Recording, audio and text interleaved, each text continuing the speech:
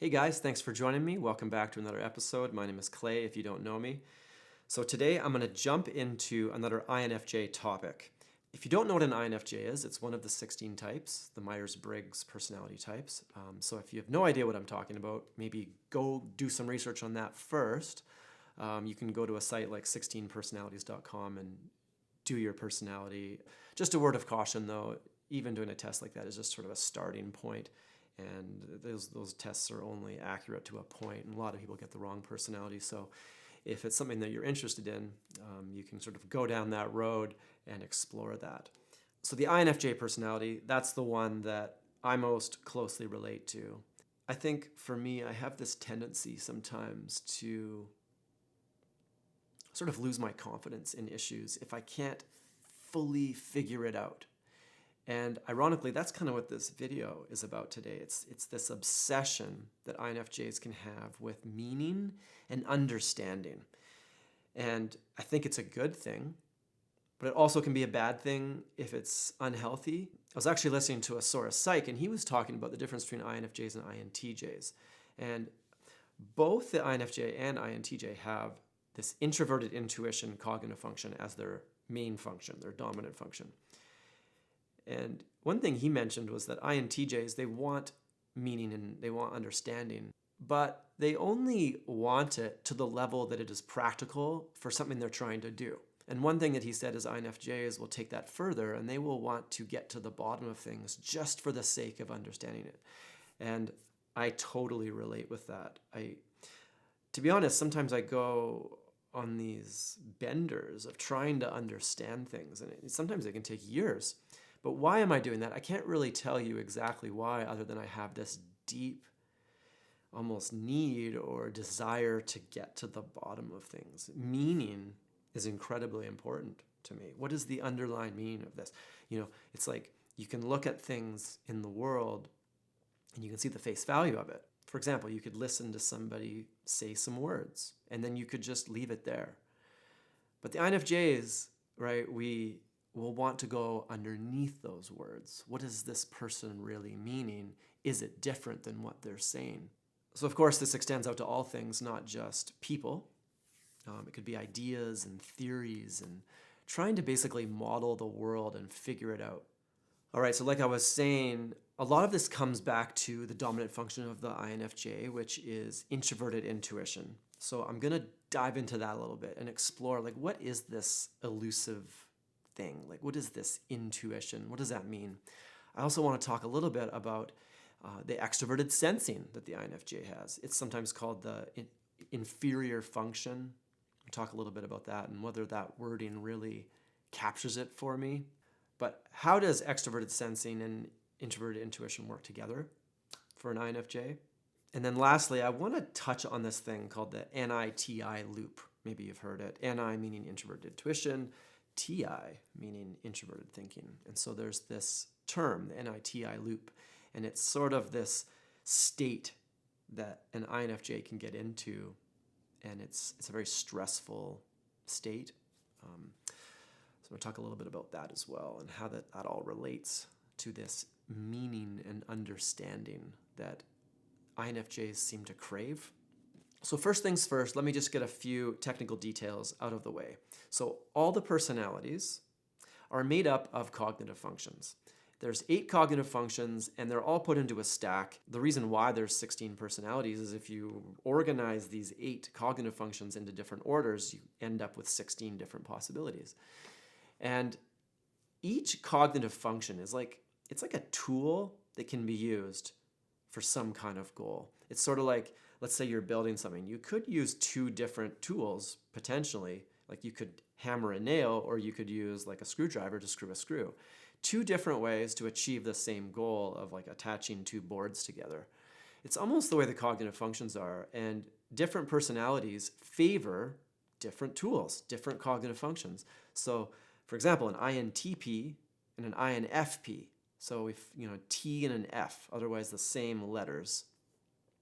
An INTP will favor introverted thinking, which is like logic. So they will try to think their way through a decision. On the other hand, an introverted feeler like an INFP, will try to almost use values and value-based logic to make their decisions. So they will come to these conclusions or values ahead of time, and then they will compare new information to those values and then make their decision. So you've got these two different types that are using different tools to make a decision, and they might even arrive at the same conclusion, or they might arrive at completely different conclusions. But the point is they're kind of favoring these different tools. So an INFJ has got introverted intuition as its top function. And as long as an INFJ is healthy and their introverted intuition is healthy, they will use that as kind of their primary means of interacting with the world. So what is introverted intuition? It almost is a little elusive sounding. So it's a perceiving function. And the difference between perceiving and judging functions, thinking and feeling are judging functions, which means essentially that those are the functions that you make decisions with. Sensing and intuition are perceiving functions. It's almost the way that you gather data and also kind of like massage that data into conclusions. It's not really a decision-making process. It's more a gathering process or a perceiving process. I think at the root of it all, introverted intuition is trying to find meaning in things. So things come in and it's like a puzzle to discover the underlying meaning or to understand something fully. So in a lot of ways, it's about exploring ideas and perspectives. One thing that INFJs can do really well is try on different perspectives. So what if I think this for a moment? How would I rationalize that idea? Or does that make sense? It's almost like, here's all these puzzle pieces. How am I fitting these together? How can I predict an outcome here? And then the introverted thinking kind of comes in and looks at the logic of it all and does this make sense? Or is this just some crazy theory? So the perspectives thing, I think, is really interesting for INFJs because I have no problem trying on different perspectives. I will pretend almost in a way to be on one side and then I'll be on the other side. If I find somebody that has a really strong opinion, there's just something inside of me that sometimes likes to jump to the other side and play devil's advocate with them for a little bit and challenge their opinion just to see what they'll say, to see, do they have real reasons for this opinion? Do they have any proof? Do they have any evidence? And then I like to do this, I think, because for one, it helps me know if I can trust this person and their opinion. But also, sometimes I learn new things out of this process, like getting a person to defend their point of view. It's almost like a little debate. Sometimes it gets us into trouble. Actually, maybe a lot. Maybe a lot it gets us into trouble because there's a lot of people, especially people who don't have this introverted intuition process. They don't value the underlying meaning and the understanding quite as much as the INFJ. They don't really want to try on different perspectives. So when they see you jumping to the other side, they assume that you're maybe not with them, or maybe you're like the other. It happens all the time, actually, with me. So let's say you've got a person who's militaristic about vaccines, and they support vaccines, but it's almost very strong opinions. And then on the other hand, you might have somebody that thinks vaccines are going to kill you. I love talking to these extreme people, and I'll often kind of throw some counter ideas out and kind of see what they have to say. But often, these are the types of people I've noticed. They will then just assume I'm on the other side and almost slot me in as the enemy just because I've been asking some questions and I don't immediately validate their point of view. So I think sometimes INFJs can get in a little bit of trouble in that way. I think there's a bit of an art to kind of playing with ideas and perspectives while still making a person feel comfortable and maybe unattacked. Sometimes people feel interrogated or attacked. Sometimes that's their own issue and you can never really solve that problem. But I think there's ideas on how we can make people feel more comfortable. I feel like it's a topic for another video, though. All right, so every personality has an inferior function, so-called inferior. I listened to a video recently, and I will link to it, and he was kind of challenging the idea of calling it an inferior function. Instead, he wanted to call it the oppositional function. And to be honest, what he was saying made a ton of sense to me. It seems like the inferior function is only inferior if really you haven't developed it or you haven't worked on it. But if you have spent a lot of time, working on your inferior function, maybe it's not really that inferior. Maybe it's something that, it's never going to be as strong as your dominant function, but maybe it's fine. Maybe we should stop calling it the inferior function. So I kind of liked that logic, actually, and the oppositional function. So for an INFJ to be healthy, you have to have strong introverted intuition to begin with, which should be easy for an INFJ because that's their dominant function. Sometimes in certain INFJs, the introverted intuition has become weak or untrusted, especially if you grew up in an environment where your intuitions were never validated or worse, criticized continually, and you became the type of person that almost doesn't trust yourself, doesn't trust your intuitions. So that's a bad situation. But in order to be a healthy INFJ, you're going to have strong introverted intuition and you trust those intuitions. But what else do you need? The inferior function, or oppositional function, as I almost like a better name, is extroverted sensing. Imagine introverted intuition like a puzzle, and you're putting together puzzle pieces. Well, where are you getting these pieces from? You're going to get that from the outside world and your extroverted sensing. What does that look like? Extroverted sensing is almost exactly what it sounds like. You're looking around at the world and you're seeing things at face value. It's like, hey, right there in front of me is a chair. It's brown. It's like observing the details and the nuances of that in the here and now in the world. You're not looking at the underlying meaning of this chair when you're using your extroverted sensing. You're taking in through your five senses. So you might, touch it and you're like, that's smooth or that's rough. And so this is one thing about the inferior terminology that has never really sat right with me. And when I listened to that video talking about maybe we should call it an oppositional function, I really liked it, is what I'm saying. Because an INFJ actually is quite good at observing. So INFJs are particularly interested in people, usually. It's one of the main difference between the intuitive column of personalities and the thinkers.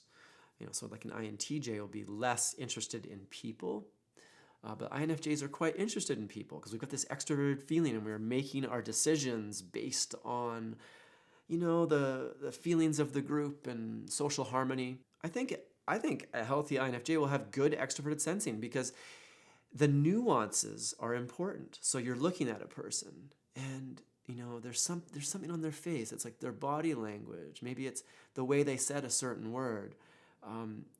Your extroverted sensing is taking all this information in. And this is what I do all the time. I'm constantly looking at people. It's one thing I've noticed, and I've wondered if it's weird sometimes. Like, am I looking at people too much?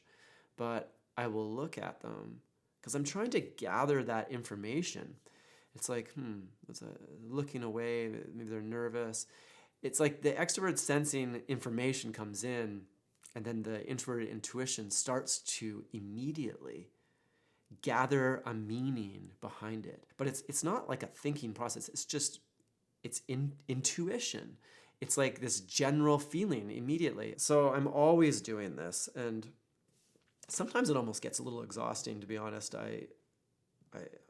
I almost need to actively shut it off sometimes, but I'll start making theories about people all the time.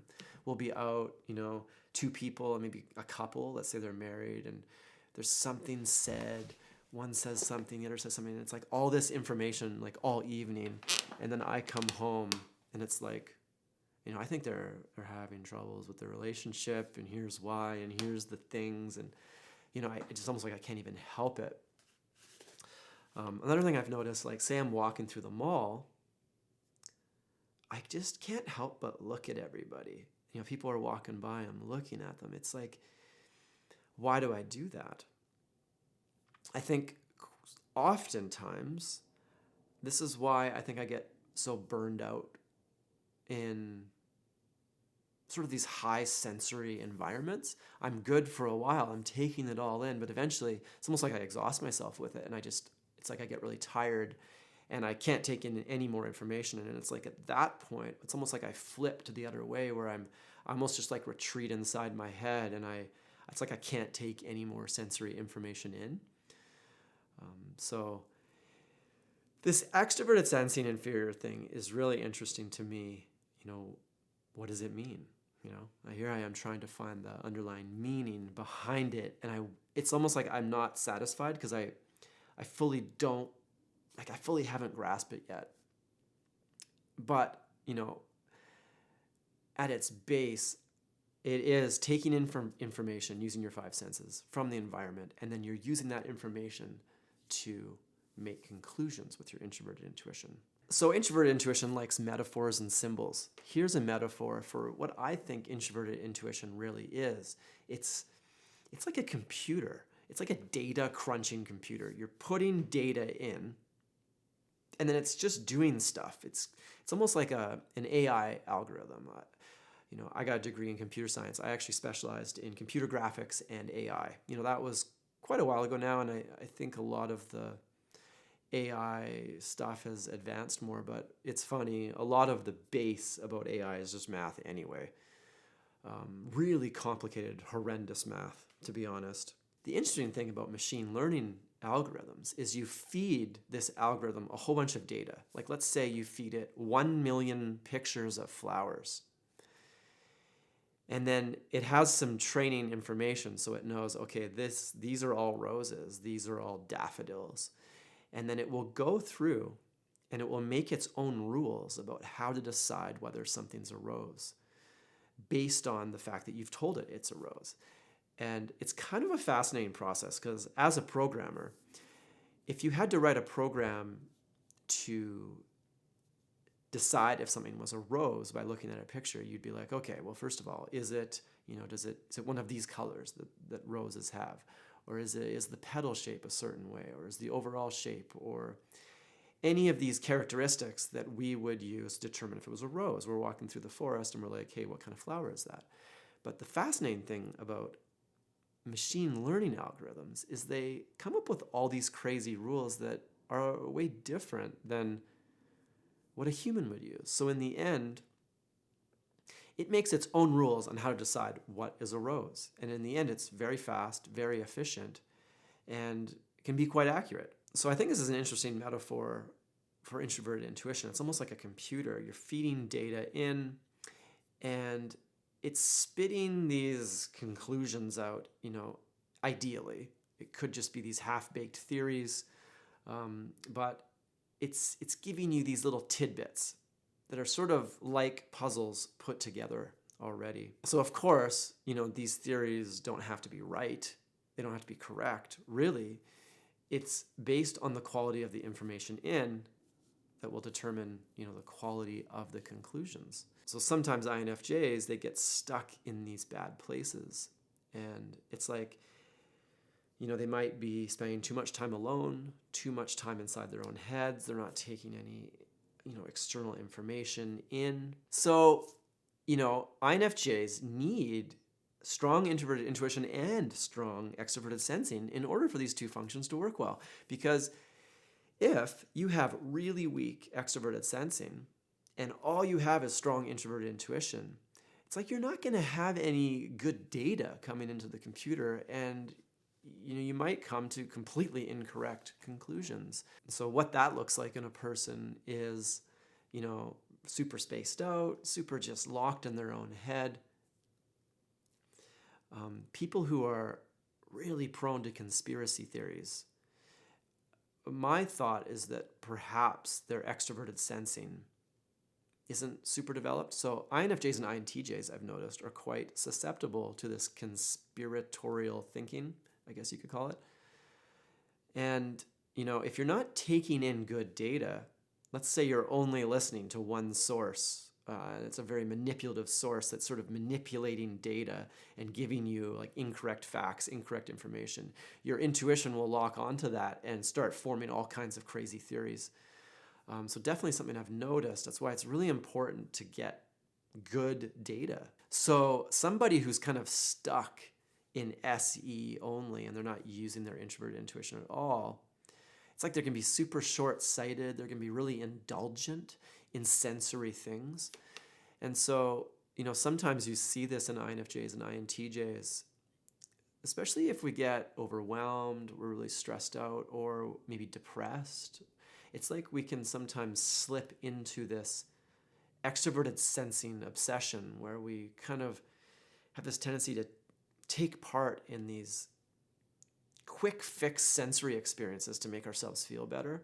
So one thing as an INFJ, one thing that I just love, I love this feeling. I love getting to the bottom of something, and I love the feeling of it being done and concluded. Let's say I spent a week just diving into all this information and thinking about it and the logic and sometimes you go down these rabbit holes for days, weeks, or even years. And if you can actually come to a conclusion about it, it feels really good to me. I like that feeling. It's harder when you find that something doesn't have a conclusion. There is no meaning that you can really lock down. There is no real understanding. Like, you can't fully understand it. In some ways, this whole personality theory, Meyers Briggs, the cognitive functions, in some ways it's very satisfying to me because I love to try to figure out people and I love to try to model human behavior. Why? So that I can predict the outcome. That's another thing about introverted intuition is it really loves to be able to predict an outcome. If it can't predict an outcome, it's a little stressful. INFJs, like let's say you're going somewhere, a social event or a trip, some kind of work engagement. And let's say it's something you've never experienced before, so you don't really have any past information. I find that type of situation, and a lot of INFJs find that very stressful. And, it's funny because my girlfriend, Lexi, also an INFJ, and let's say we're going on a trip, we're going somewhere we've never been. Both of us, for days before, we're just a little stressed out, we're anxious, we're worried, and it doesn't really go away until we get there and we realize that it's okay, everything's fine. I chalk all that up to the introverted intuition really wanting to understand and predict things. And that could be a situation, it could predict people, it could predict processes. But if you can't predict it, it's stressful. So where do INFJs get stuck? Maybe you've heard of the NITI loop. What is that? So NI, we know what that is. Introverted thinking is the third function of the INFJ. I haven't talked about it much, but it's basically a logical process for making decisions. It's thinking about things logically. It's maybe taking the conclusions from the introverted intuition and seeing, does this make sense? That's really what logic is does this argument make sense? Does this statement, does this opinion, does it make sense? I think one of the most stressful things for INFJs is when things don't make sense or people don't make sense, especially. Let's say a person is very inconsistent. They're being sort of hypocritical in a way. Like they said this last week, now their actions don't match the words. My mind picks up on that. It's just like a red flag. It's just blinding me in the eyes. And I have a really hard time getting by that. The introverted thinking is to blame, I believe, for that. So with the NITI loop, and I don't believe this is a real technical term, it's just something that people talk about, but it's basically when the NI and the TI, it's almost like you go back and forth from these two things, and they're both introverted functions, so it's all inside you. You're not bringing in any new information for either of these functions to work. And it's almost like these two functions are trying to come to conclusions, but there's not enough information to do it. So it's stressful. But rather than go out there and get new information, whether that's sensory information, or you could even try to stretch yourself into some extroverted thinking and collect some data. INFJs naturally will gravitate towards their internal thinking, which is logic. And I think it can be really healthy for an INFJ to go out and research data, data-driven research can be really healthy. I don't think it's what they naturally want to do. INTJs, on the other hand, it's their second function. They'll love doing that. So if an INFJ they'll use their intuition to kind of put this puzzle pieces together. But let's say they can't really get it. So now they're exploring different perspectives. They're exploring different theories. They're using their introverted thinking to try to figure out what makes sense, but they can't really get to the bottom. You can kind of get this situation where you're bouncing back and forth between these two introverted processes. You don't have any new information, and it gets stressful, and it gets depressing, it gets dark, and it's almost like these INFJs or INTJs almost like lock themselves away, and it just turns into a bad situation. So Asura Psych in his video was talking about INFJs and how he counsels them sometimes, or I guess coaches. He said something he's noticed with INFJs, they'll sometimes on like philosophical questions like, what's the meaning of life? What's my purpose? What does this all mean? What is the world here for? Or on topics of religion. INFJs want to get to the bottom of that. And quite often, there isn't really enough information to fully answer these questions. That's why religion requires belief. If you knew it, if you could find out the answer definitively, you wouldn't need belief. What is the meaning of life? Like, there's no data, or there's no logic. There's no external sensing that you can bring in to really answer that question. And your intuition is never going to be able to really put that puzzle together definitively. And so he said one thing that he's noticed is that INFJs, if they can't solve the problem, will almost go towards nihilism. And what is nihilism? Nihilism is like, nothing matters. This means nothing. There's no point to life. This whole thing's pointless. My life is meaningless. I might as well not even try. And that's kind of what nihilism is. So nihilism isn't a very fun place to be. It sort of accompanies an existential crisis. And I've had a few bouts of that in my life, and I've come to these nihilistic conclusions. That's why I thought his observation of that was so, I don't know, I almost laughed when I watched it because it was quite accurate, and it kind of opened my eyes to it a little bit. Other personalities just don't seem as concerned. Here I am sitting in my house obsessing about the meaning of life, or what it all means.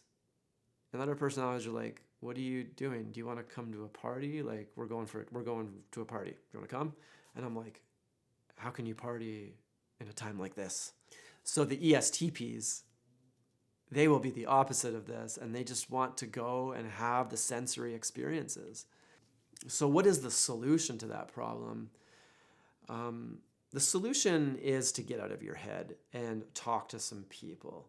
Talk to some friends. However, I think who you talk to matters. If you just talk to anybody, it's almost like it makes the problem worse. It makes you feel more alone. You have to find a person that understands you, understands what you're saying, and understands the problem. If you talk to somebody who's just like, what are you talking about? What do you even think about this for? This doesn't even matter. And a good counselor can be very helpful. I've said that before. But a bad counselor or a bad therapist, it almost like it can make it worse. And I've actually had therapists before say, like, what? You need to come back down to earth here. Like, let's talk. Like, you need to stop worrying about that so much. Okay, come back down, right? And in some ways, it's maybe good advice for certain people. But what I really need, I've noticed, is somebody who's willing to go down there with me and really talk about it and make me feel understood. And even if there is no conclusion in the end, and I can't form that definitive conclusion, at least somebody was down there with me, and I feel like I'm not alone. I feel like understood. So I think that can be a really helpful way to get out of that state. I'm sure all INFJs have spent time down there, and it's a very lonely, sort of dark place. So I've talked about this concept of a three-legged table, and I don't think it's a coincidence that I've had to talk myself into this state and sort of create this metaphor. A normal table has 4 legs. It's solid. It's not falling over. The legs are like mini conclusions. We now have a solid table. We've completely thought about this issue, and here is our result, this nice solid table. But let's say for a moment you can't quite conclude something. You can't figure it out. You can't find that meaning and really get to that understanding that you want. It's like having a missing leg on the table, and the table starts to get teetery. I think it's vital for an INFJ to get to the point where they accept that. They just understand that many tables don't have 4 legs, and there's nothing they can do to answer all the questions, to get all the meaning, to get all the understanding. Things are a work in progress. Maybe one day that 3-legged table will get a 4th leg, but not today. And it's that NITI loop that doesn't accept that. It says, no, I'm going to figure this out. I have to figure this out tonight. So I really think the solution to that is to talk to people, get out of your head, but also this acceptance that not everything has an answer. All right, guys, so I think that's the end of the video today. Hopefully that was useful for you. If you have any questions, put it in the comments. And if you're not subscribed, I know every YouTuber says this, but it really helps. If you haven't subscribed, I know there's a whole bunch of people that watch my videos that aren't subscribed because I can see the stats. So just click the subscribe button and help me out. All right, see you later. Have a good day.